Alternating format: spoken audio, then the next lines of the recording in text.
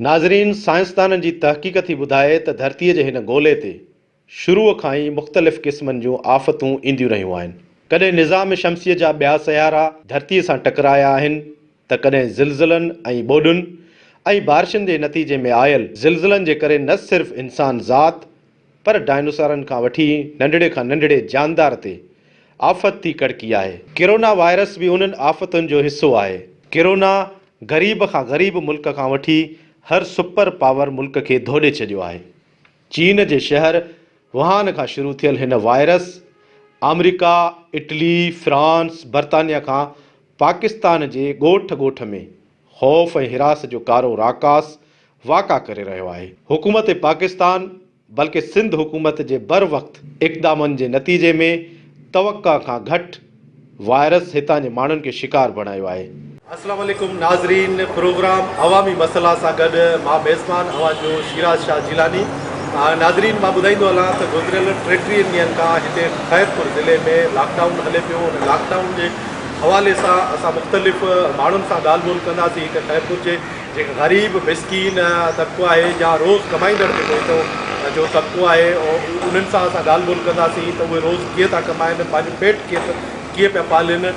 उन खां पोइ मां तव्हांखे ॿुधाईंदो वञा त सिंध गवर्नमेंट तरफ़ां हिते हर ज़िले खे पूरी सिंध में 2 करोड़ रुपया ॾिना विया। उनजो राशन ग़रीबनि ताईं पहुचाइणो हुयो त उन जे हवाले सां हिते ख़ैरपुर में 2 करोड़ रुपया जेको आहे डिप्टी कमिश्नर हवाले कया विया। त उन हवाले सां बि असां उन्हनि माण्हुनि सां ॻाल्हि ॿोल कंदासीं त उन्हनि 2 करोड़नि जो उन्हनि माण्हुनि ताईं राशन पहुतो आहे या न पहुतो आहे, कीअं पहुतो आहे, उनजा सबब असां मालूम कंदासीं।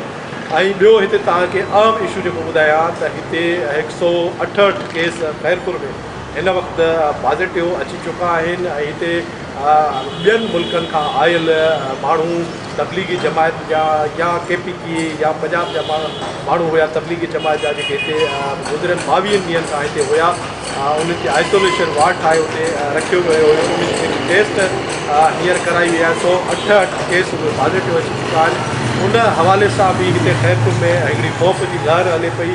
हिन किरोना वायरस जी वबा जेकी हिते ख़ैरपुर में फैलिजी रही आहे त हितां जा माण्हू इन किरोना खे कीअं था फेस कनि, कहिड़े तरीक़े सां फेस था कनि, त उहे सबब असां मालूम करण जी कोशिशि कंदासीं। मुख़्तलिफ़ माण्हुनि सां ॻाल्हि कंदासीं, हितां ज़िले इंतिज़ामिया सां ॻाल्हाइण जी असां कोशिशि कंदासीं। हिते जेको फोकल पर्सन सिंध गवर्नमेंट तरफ़ां मुक़ररु कयो वियो आहे नवाब ख़ान वसाड़, असांजी कोशिशि हूंदी त असां उन खां बि व्यूज़ वठूं ऐं हिते जेको आहे सो कहिड़ा क़दम खयां विया आहिनि इंतिज़ामिया तरफ़ां या ज़िले पुलिस जे तरफ़ां, हिते गवर्नमेंट तरफ़ां SOP जेके ॾिना विया आहिनि। मुख़्तलिफ़ दुकान हींअर खुली चुका आहिनि ऐं कारोबार बि स्टार्ट थी वियो आहे। त उन्हनि जी कोशिशि कंदासीं त उन ते केतिरो अमल थिए पियो SOP ते या न पियो थिए। उहे सबब मुख़्तलिफ़ सबब जेके मसइला आहिनि त आवाम जा कोशिशि कंदासीं त ख़ैरपुर जा जेके मसइला आहिनि उहे असां नाज़रीन ताईं पहुचायूं। नाज़रीन, ॿियो मां तव्हांखे ॿुधाईंदो हलां त अॼु ख़ैरपुर सिटी में किरोना वायरस जे हवाले सां मुख़्तलिफ़ जायुनि ते स्प्रे कराए पियो वञे, मुख़्तलिफ़ रोडनि ते स्प्रे कराए पियो वञे हिन किरोना वायरस जे बचाव खां पोइ।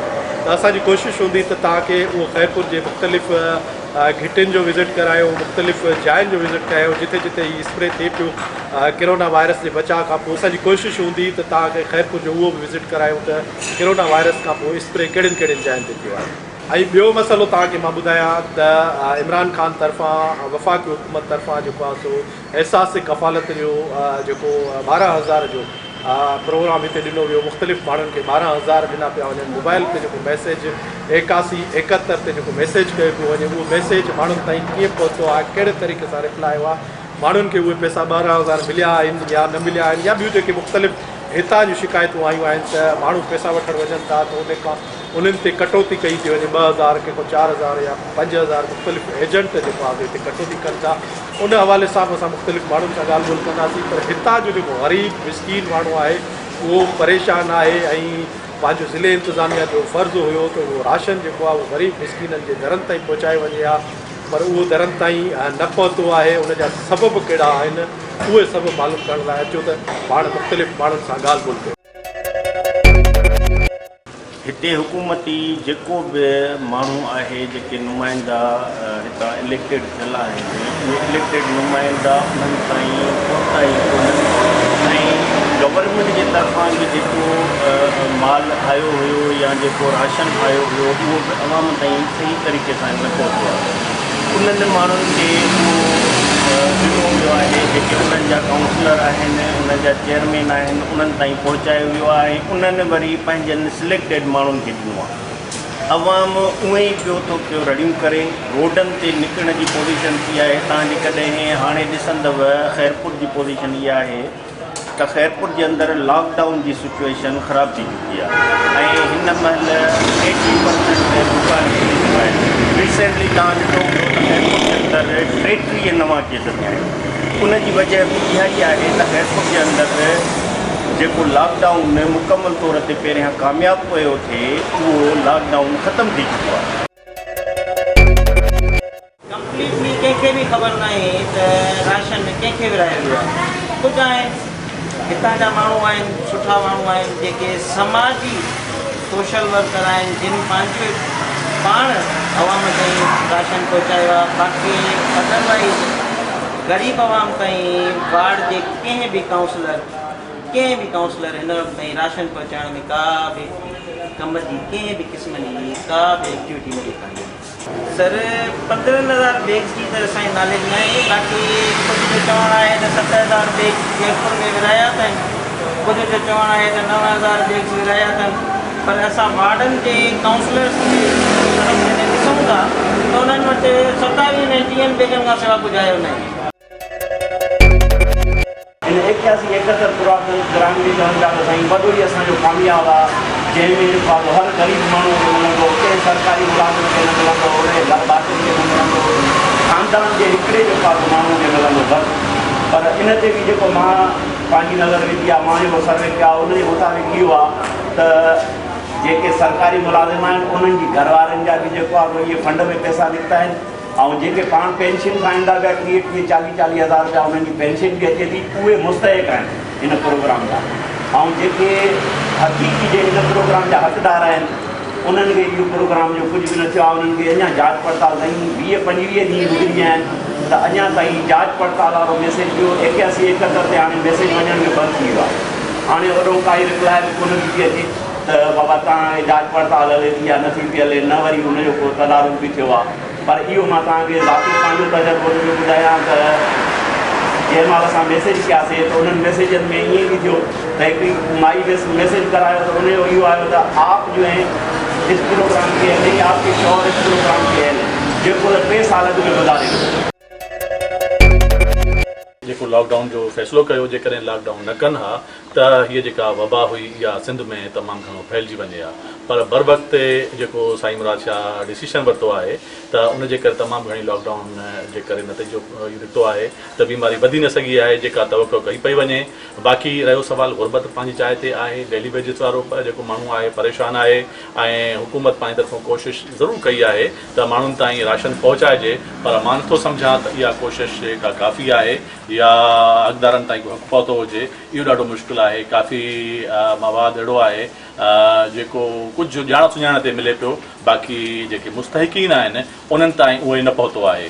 शायदि ही जेको मैकेनिज़म आहे सिस्टम न जोड़े सघिया आहिनि त निशानदेही थी सघे त असुल इन जो हक़दार केरु आहे ऐं उन ताईं कीअं बर वक़्तु इहा जेका राशन वारी इमदाद आहे उन्हनि ताईं पहुची सघे।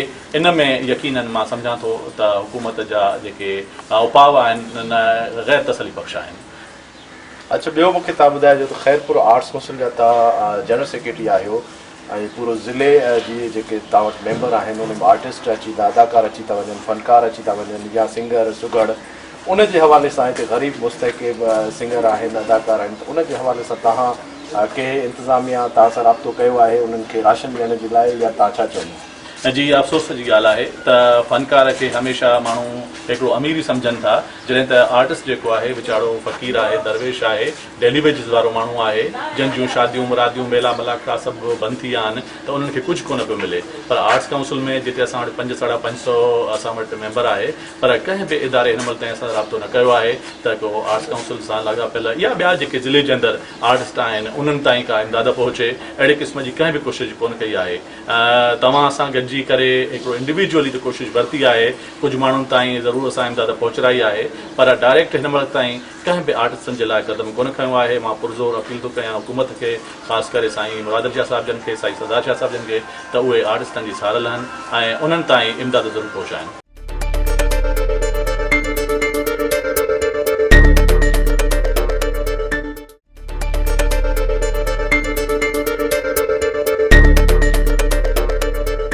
जी नाज़रीन, हिन वक़्तु असां सां गॾु आहे पाकिस्तान पीपल्स पार्टी जो अॻूणो MNA हाजी नवाब खान वसाण, जेको हिन वक़्तु CM सिंध मुराद अली शाह जो स्पेशल असिस्टेंट आहिनि।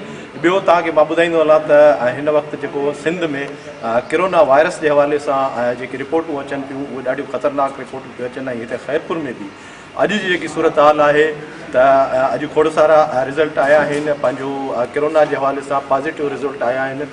ऐं हींअर जेकी सिचुएशन हितां ख़ैरपुर जी आहे, जेको अंग 159 अंग थी वियो आहे पॉज़िटिव, उन जे हवाले सां पंहिंजो हाजी नवाब खान वसाण हिते ख़ैरपुर में सिंध गवर्नमेंट तरफ़ां फोकल पर्सन मुक़ररु कयो वियो आहे। उन सां असां ॻाल्हि ॿोल कंदासीं ख़ैरपुर जे हवाले सां।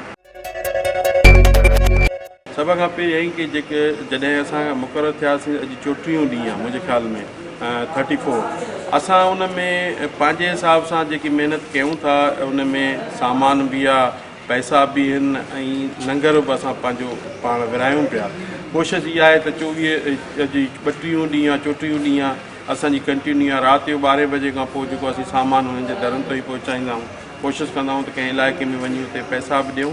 पर मसइलो इहो ॻाल्हि आहे कि जहिड़े नमूने सां सिंध में पूरे में जेको कोरोना वायरस, हालांकि हिते कोई अहिड़ो पेशेंट नाहे, पर मसइलो इहो आहे कि जेके तापतान खां आया, जेके चोरी छुपी, जेके बग़ैर वीज़ा जे बग़ैर इन जे ओॾों आया, पर इहो वफ़ाक़ जो कमु आहे, वफ़ाक़ उनखे हैंडल करे आहे। ॿियो जेको हीअ तबलीगी जमात जा आया मुख़्तलिफ़ जेके ज़िलनि में, तक़रीबन मुंहिंजे ख़्याल में ख़ैरपुर में 450 जे क़रीबन, हर ज़िले में 200-300 आहिनि। जिथे जिथे इहे विया आहिनि उते हिननि वायरस फैलायो आहे। ऐं तक़रीबन कोई 23 फॉरेनर आहिनि ऐं उन में 300 जेको 68 आहे, उन्हनि मां तक़रीबन जेको असां टेस्ट करायूं आहिनि उन में 158 जेके आहिनि पॉज़िटिव आहिनि। बाक़ी असीं ॿिया जेके आहिनि 2 दफ़ा टेस्टूं करे उन्हनि खे पंहिंजे मुल्क ॾांहुं, पंहिंजे घरनि ॾांहुं, कि कहिड़े सूबे जो आहे, कहिड़े सूबे ॾे उॾे मोकिलियो आहे। बाक़ी जेको असांजी जनरली रोज़ानू मीटिंग थींदी आहे, रोज़ानू ख़बरूं वठंदा आहियूं त अॼु छा थियो, अॼु किथे रिज़ल्ट आयो।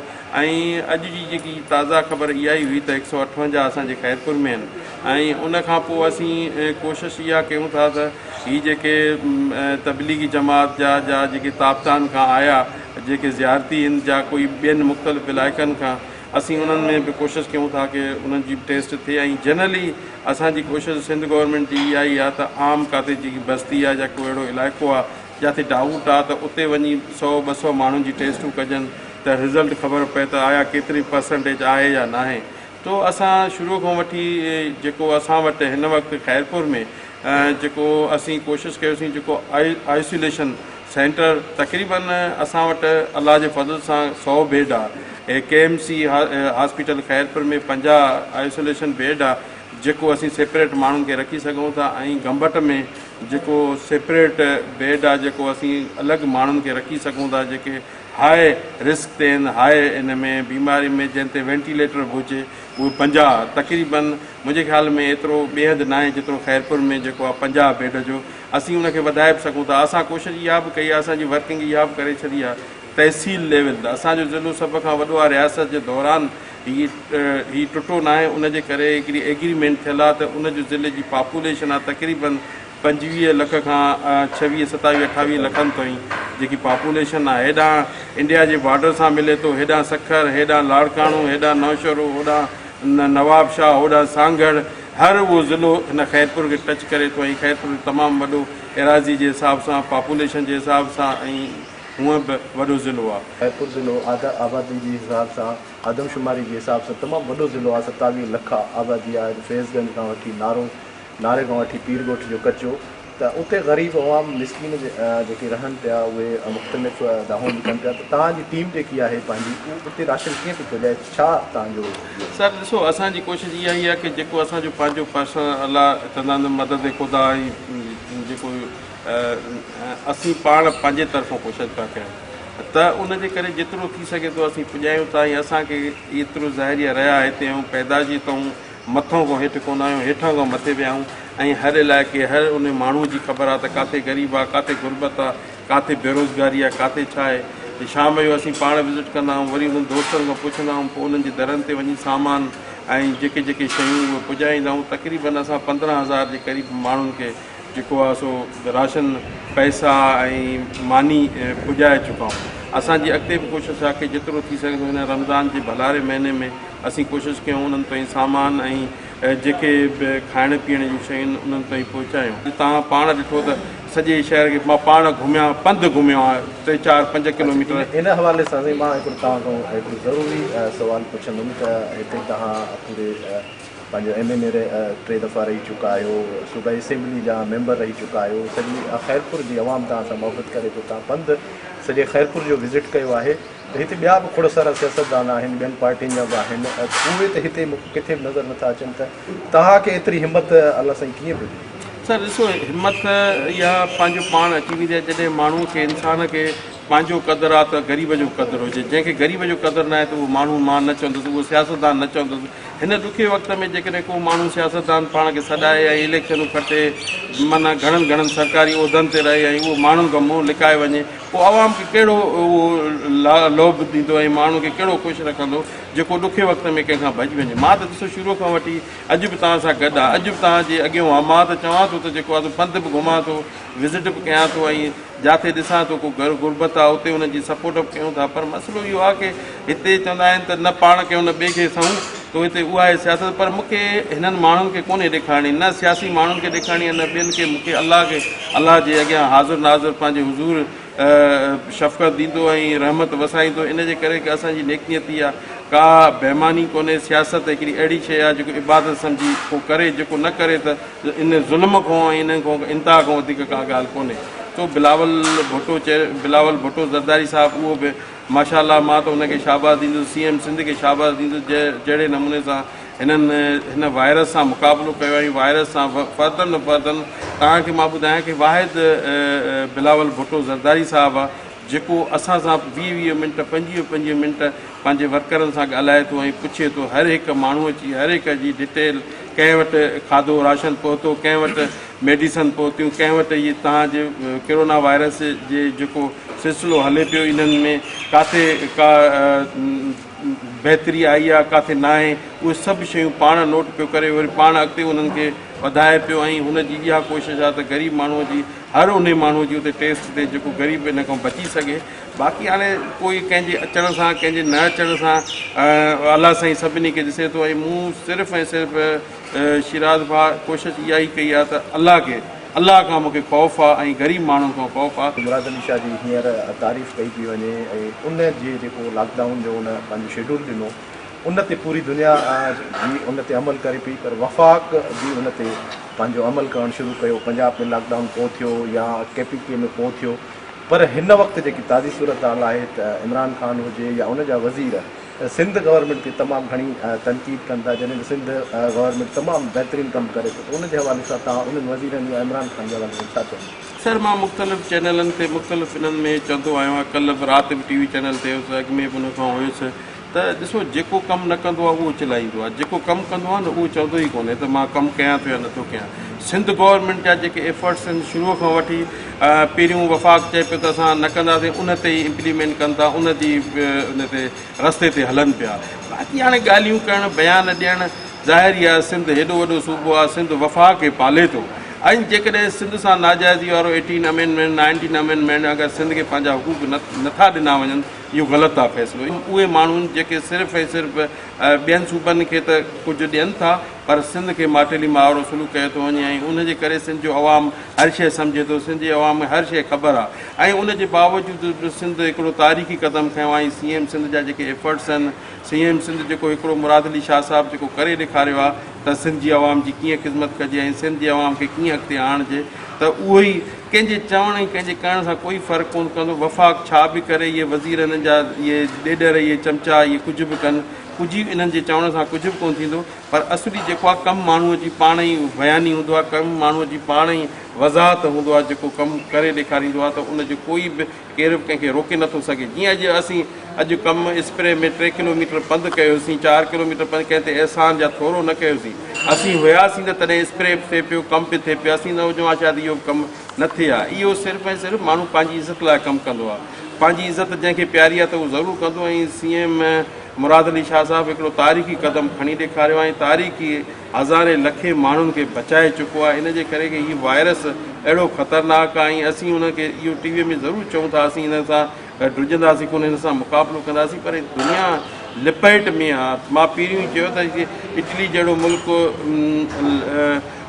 लंडन जहिड़ो मुल्क, ऑस्ट्रेलिया जहिड़ो मुल्क, अमेरिका जहिड़ो मुल्क, मतिलबु जेके वॾा वॾा चाइना जहिड़ो मुल्क, ॿिया मुख़्तलिफ़ मुल्क वेहिजी विया आहिनि, उहे मुक़ाबिलो नथा करे सघनि। त पाकिस्तान त माशाल्लाह तव्हां ई असांखे सॼी ख़बर आहे त उन सां जेको मुक़ाबिलो असीं कयूं पिया, पर असींखे इहो सम्झणु घुरिजे जेको महिनत करे, जेको कमु करे, उनखे शाबाश ज़रूरु ॾियणु घुरिजे। उनजी बनस्बत क्रिटिसाइज़ कयो वञे ऐं उनखे वज़ीर उन जा अची हिते वञनि। मूंखे इहो उहे वज़ीर ॿुधाइनि जेके वाॾा ऐं जेके कॾहिं काउंसलर न बणिजा, अॼु उहे ॻाल्हियूं पिया कनि, जेके इल्ज़ाम पिया हणनि। इहे 1.5 महीनूं वायरस खे थियो, इहे गाइब ऐं गुम ऐं अलाए काॾे वञी सुम्ही पिया। हाणे अॼु उहे ज़ाहिर थिया आहिनि, चवनि था त असीं सिंध जा ऐं उन्हनि माण्हुनि खे मुंहिंजे ख़्याल में सम्झणु घुरिजे। ऐं पहिरियों ई जेकॾहिं हिननि में चङाई हुई त हीअ अचनि हा, माण्हुनि सां वेहनि हा। बाक़ी हाणे सियासत आहे, हर को पंहिंजी सियासत कंदो। सियासत अहिड़ी बि न हुजे जेको कंहिंखे तकलीफ़ थिए हुजे। ऐं सिंध जो माण्हू कहिड़ी बि लैंग्वेज जो रहण वारो हुजे, उहो हर शइ सम्झे थो। सिंध गवर्नमेंट असांजे लाइ जेको कयो आहे, ऐं सिंध गवर्नमेंट जेको अवाम लाइ करणु चाहे थी, बाक़ी कंहिं सर्टिफिकेट जी ज़रूरत कोन्हे, कंहिंखे क्यों न दुनिया मञे थी। ऐं तव्हां पाण ॾिसंदव, इहे बि ज़रूरु इन्हनि खे जवाबु ॾे। जी नाज़रीन, अवां मुख़्तलिफ़ माण्हुनि जा व्यूज़ ॿुधा ऐं माण्हुनि जो इहो ई चवणु हुयो त ख़ैरपुर में ज़िले इंतिज़ामिया जेके इंतिज़ाम आहिनि उहे सही न आहिनि। मुख़्तलिफ़ माण्हुनि ताईं राशन सही न पहुतो आहे। मुख़्तलिफ़ पंहिंजे मनपसंदि माण्हुनि खे उहो राशन ॾिनो वियो आहे। ऐं असां तव्हांखे पंहिंजो फोकल पर्सन नवाब ख़ान वसाण जी ॻाल्हि ॻोल्हे ॿुधाईसीं।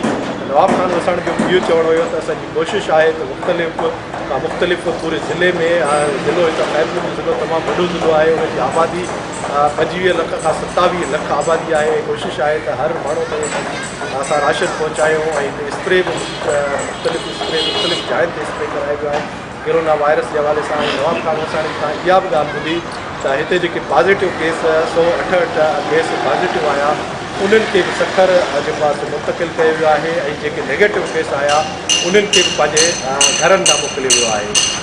ऐं पंहिंजे मेज़बान सैयद शिराज जिलानी खे इजाज़त ॾींदा। कैमरामैन बाबर अबरू सां गॾु।